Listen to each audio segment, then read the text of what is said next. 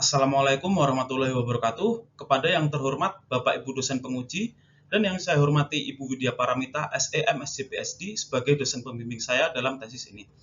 Pada kesempatan kali ini, perkenankan saya Ahmad Faisal, mahasiswa Magister Manajemen UGM batch 80 dengan konsentrasi marketing untuk mempresentasikan hasil penelitian saya yang berjudul Pengaruh Aktivitas Pemasaran Media Sosial terhadap nilai yang dirasakan dan niat pembelian produk perawatan kulit ramah lingkungan pada konsumen pria, studi pada merek Avoskin.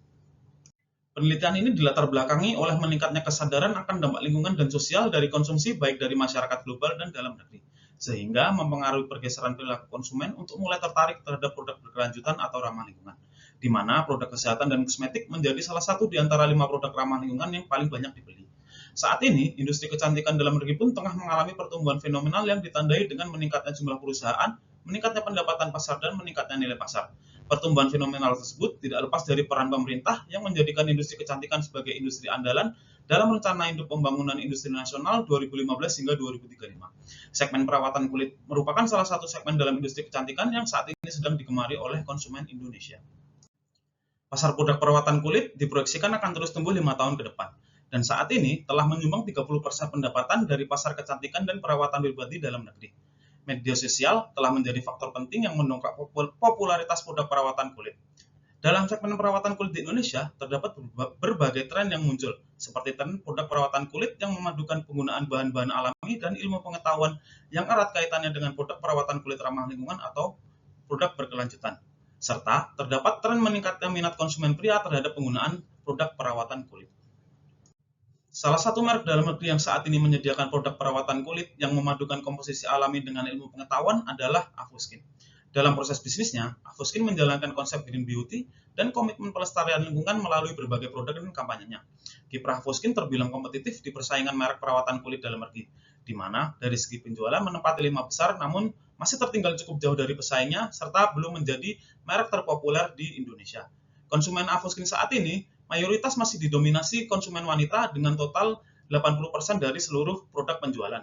Namun, terdapat peningkatan konsumen pria yang saat ini patut diperhitungkan. Dalam memasarkan produknya, media sosial menjadi salah satu saluran yang diandalkan oleh Avoskin. Media sosial sebagai alat pemasaran telah menjadi faktor krusial untuk meningkatkan minat bagi konsumen potensial merek untuk menarik minat mereka. Hal ini disebabkan karena media sosial telah menjadi media rujukan utama bagi konsumen untuk mencari informasi merek bagi mereka. Di sisi lain, media sosial dapat menjadi tantangan bagi merek karena mayoritas merek perawatan kulit di Indonesia menggunakan media sosial sebagai alat pemasaran utamanya. Sehingga hal tersebut menandakan terdapat persaingan ketat untuk menyampaikan pesan dan informasi pemasaran yang ditujukan kepada konsumen. Adapun wawancara sebagai survei pendahuluan yang ditujukan kepada konsumen pria untuk mengetahui di mana konsumen mencari informasi mengenai merek perawatan kulit yang ingin dibeli, pendapat mereka mengenai konten Avoskin di media sosial, dan alasan mereka belum pernah membeli Avoskin. Berdasarkan jawaban responden, seluruhnya mencari informasi mengenai merek yang ingin mereka beli melalui media sosial. Kemudian, mereka merasa bahwa konten yang disajikan Avoskin kurang menghibur, cukup interaktif, terkini, dan bersifat personal.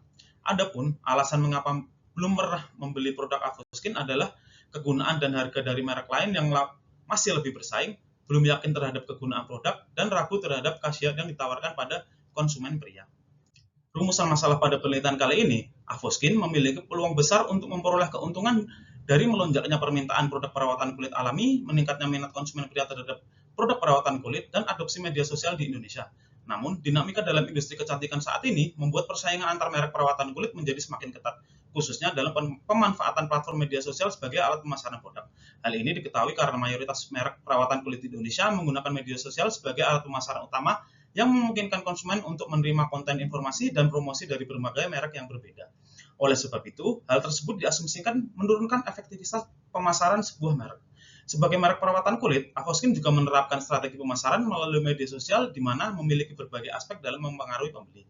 Hal ini merupakan upaya perusahaan untuk terus bersaing pada pasar perawatan kulit di Indonesia sehingga dirasa perlu untuk mengkaji elemen pemasaran media sosial yang diterapkan.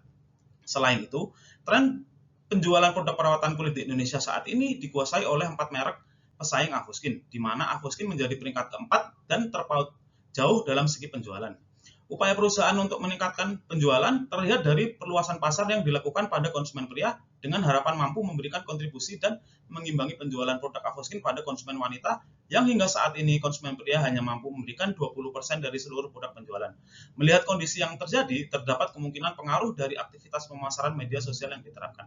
Berbagai elemen pemasaran media sosial diketahui seperti hiburan, interaksi, kustomisasi, dan kekinian menjadi faktor pertimbangan penentu pembelian. Maka akan menjadi penting melihat pengaruh tersebut terhadap niat pembelian konsumen pria untuk memenangkan dalam persaingan pasar perawatan kulit dalam negeri. Adapun landasan teori yang digunakan dalam penelitian ini didasarkan dari kerangka teoritis model stimulus organism response atau SOR untuk memahami bagaimana rangsangan yang berasal dari lingkungan seseorang mempengaruhi keadaan individu yang pada gilirannya mendorong individu untuk bereaksi melalui perilakunya. Adapun 3 variabel utama yaitu aktivitas pemasaran media sosial, nilai yang dirasakan, dan niat pembelian. Berikut ini adalah hipotesis dan model penelitian, di mana model penelitian diadopsi dari penelitian Busara pada tahun 2023. Terdapat 4 hipotesis yang diajukan. Hipotesis pertama adalah aktivitas pemasaran media sosial berpengaruh positif terhadap niat pembelian. Hipotesis kedua adalah aktivitas pemasaran media sosial berpengaruh positif terhadap nilai yang dirasakan. Hipotesis ketiga adalah nilai yang dirasakan berpengaruh positif terhadap niat pembelian. Hipotesis keempat adalah nilai yang dirasakan memediasi hubungan antara aktivitas pemasaran media sosial dan niat pembelian. Kemudian, setiap variabel akan memiliki beberapa pernyataan yang menjadi indikator pengukuran variabel dengan total sejumlah 20 butir item pernyataan. Variabel aktivitas pemasaran media sosial diukur dengan 4 dimensi yang mencerminkan variabel tersebut, yang diantaranya adalah dimensi kustomisasi, hiburan, kekinian, dan interaksi.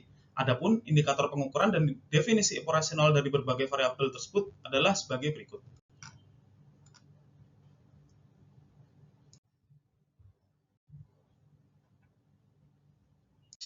Selanjutnya, metode penelitian. Penelitian ini merupakan penelitian kuantitatif dengan data primer yang menerapkan pendekatan probability sampling dengan teknik purposive sampling untuk pengumpulan datanya.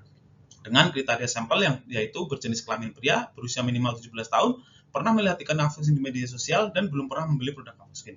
Jumlah sampel minimum yang ditentukan adalah 200 yang didasarkan pada jumlah butir indikator pengukuran dikalikan dengan 10. Skala pengukuran yang digunakan adalah skala Likert 1-5.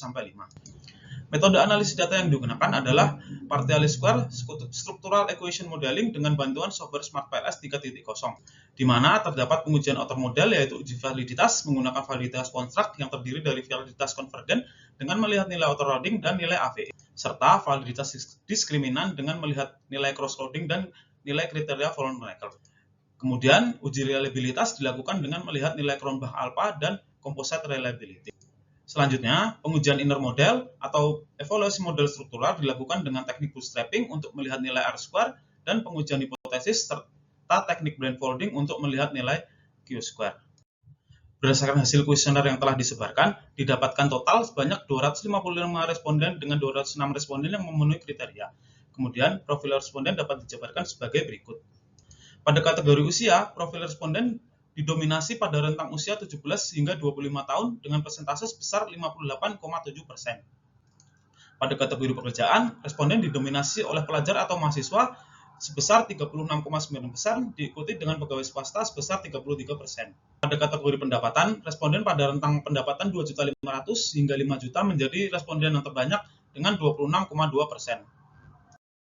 Dari hasil statistik deskriptif, nilai rata-rata dari setiap variabel menunjukkan nilai yang positif dan tinggi, menandakan bahwa responden dalam penelitian ini setuju atas indikator yang digunakan dalam setiap variabel. Selanjutnya, nilai standar deviasi dari setiap variabel kurang dari 1 pada setiap indikator pengukurannya, di mana nilai ini relatif kecil dibandingkan nilai rata-rata indikatornya dan interval skala 5 Likert. Hal tersebut menunjukkan bahwa sebaran data yang didapatkan cukup homogen dan berada di sekitar nilai rata-rata pada setiap indikator dalam setiap variabelnya. Selanjutnya, evaluasi model pengukuran, di mana model penelitian ini termasuk ke dalam tipe reflektif-reflektif sehingga pengolahan data menggunakan pendekatan 2 tahap embedded.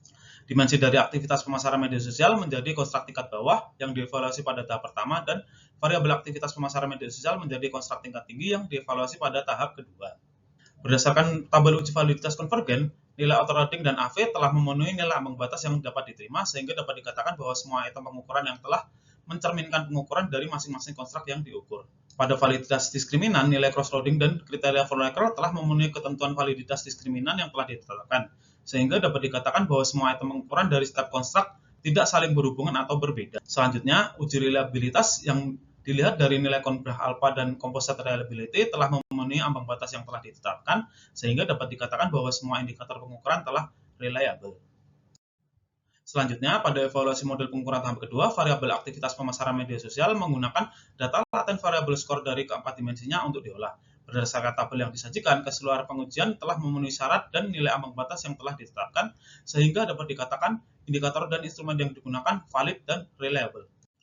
Selanjutnya, dilakukan evaluasi model struktural dengan melihat nilai R-square adjusted dan Q-square. Berdasarkan tabel R-square, diketahui bahwa niat pembelian dipengaruhi sebesar 36,8% oleh variabel aktivitas pemasaran media sosial dan nilai yang dirasakan, di mana sisanya dipengaruhi oleh variabel lain di luar model penelitian. Kemudian nilai yang dirasakan dipengaruhi sebesar 63,3% oleh variabel aktivitas pemasaran media sosial, di mana sisanya dipengaruhi oleh variabel lain di luar model penelitian. Selanjutnya, berdasarkan tabel Q-square, diketahui bahwa niat pembelian memiliki relevansi prediktif pada kategori lemah dan nilai yang dirasakan pada kategori kuat. Pada pengujian hipotesis, diketahui bahwa semua hipotesis 1-4 memiliki nilai koefisien jalur yang bernilai positif, nilai statistik T yang lebih besar dari 1,96, dan nilai P yang kurang dari 0,05, yang menandakan bahwa seluruh hipotesis terdukung.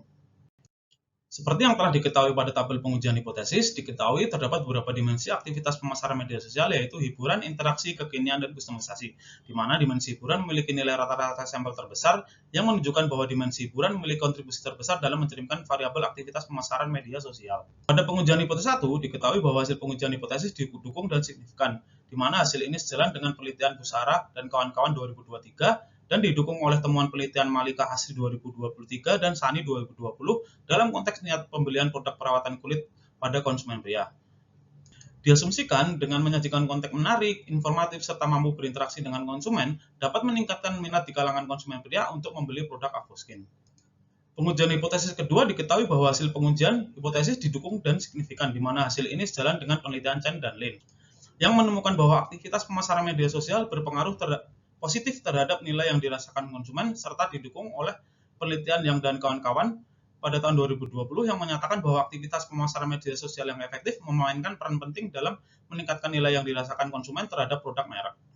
Sehingga diasumsikan dengan menonjolkan keunggulan dan keunikan produk yang dikemas dalam konten yang baik, dapat meningkatkan persepsi konsumen pria terhadap nilai produk yang ditawarkan oleh Avoskin. Pengujian hipotesis ketiga juga diketahui bahwa hasil pengujian hipotesis didukung dan signifikan, di mana hasil ini sejalan dengan penelitian Hao dan Chen 2022. Menurut penelitian Supasombon dan Fasana Dumrong di 2022, sisi fungsionalitas dari nilai produk yang dirasakan konsumen dari produk perawatan kulit alami memainkan peran penting dalam memengaruhi niat pembelian konsumen. Sehingga diasumsikan dengan meningkatkan nilai yang dirasakan konsumen melalui kualitas, manfaat, dan harga yang sepadan dari produk Avoskin, maka akan semakin besar kemungkinan konsumen pria berminat untuk membeli produk mereka. Pengujian hipotesis keempat, diketahui bahwa nilai yang dirasakan memediasi hubungan antara aktivitas pemasaran media sosial dan niat pembelian, di mana temuan ini sejalan dengan penelitian Busara DKK 2020 dan Chen dan Lin 2019. Diasumsikan dengan meningkatkan kualitas konten, dari segi interaktivitas, hiburan, kekinian, dan penyelesaian konten dengan target konsumen, dapat meningkatkan nilai yang dirasakan oleh konsumen, sehingga pada gilirannya akan meningkatkan niat pembeliannya. Adapun implikasi manajerial dalam penelitian ini.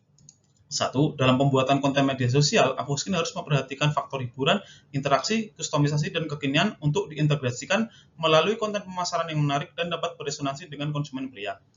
2. Konten kustomisasi dapat diwujudkan melalui konten seperti panduan pemakaian produk dan tips perawatan kulit yang relevan bagi konsumen pria, serta dapat dilakukan dengan promosi produk melalui pesan personal melalui toko online resmi yang terdapat di media sosial, sehingga dapat membuat konsumen merasa lebih diperhatikan dan lebih bernilai. 3. Avoskin dapat mengintegrasikan sisi hiburan dalam konten pemasarannya, seperti melalui konten video tutorial singkat atau konten kolaborasi dengan pemengaruh pria yang memiliki citra lelaki sejati dan memiliki basis pengikut pria yang besar di media sosial. Avoskin juga dapat mengadakan kontes berhadiah melalui platform media sosial yang memancing kreativitas audiens pria, sehingga menambah kesan bahwa Avoskin tidak hanya menawarkan produk, tetapi juga memberikan pengalaman yang menyenangkan. 4. Avoskin dapat memperkuat citra sebagai produk perawatan kulit natural yang dipadukan dengan ilmu pengetahuan dan mengingat keberlanjutan dan produk ramah lingkungan menjadi topik yang populer saat ini. 5. Avoskin dapat memaksimalkan fitur secara langsung di media sosial, sehingga Avoskin dapat berinteraksi langsung secara real-time dengan konsumennya. Atau Avoskin dapat mengadakan sesi kolaborasi dengan ahli perawatan kulit atau pemengaruh pria yang dapat menjadi nilai tambah karena konsumen dapat berinteraksi langsung dengan mereka. 6. Avoskin dapat mengintegrasikan konten yang menyoroti manfaat dan keunggulan dari produknya bagi konsumen pria, seperti efek pemakaian jangka panjang atau keunggulan bahan alami yang disesuaikan dengan kebutuhan kulit pria. 7. Mulai mengembangkan produk perawatan kulit khusus pria sehingga dapat menambah keyakinan dan meningkatkan minat di kalangan konsumen pria terhadap Avoskin. Sekian presentasi dari saya, kurang lebihnya mohon maaf. Wassalamualaikum warahmatullahi wabarakatuh.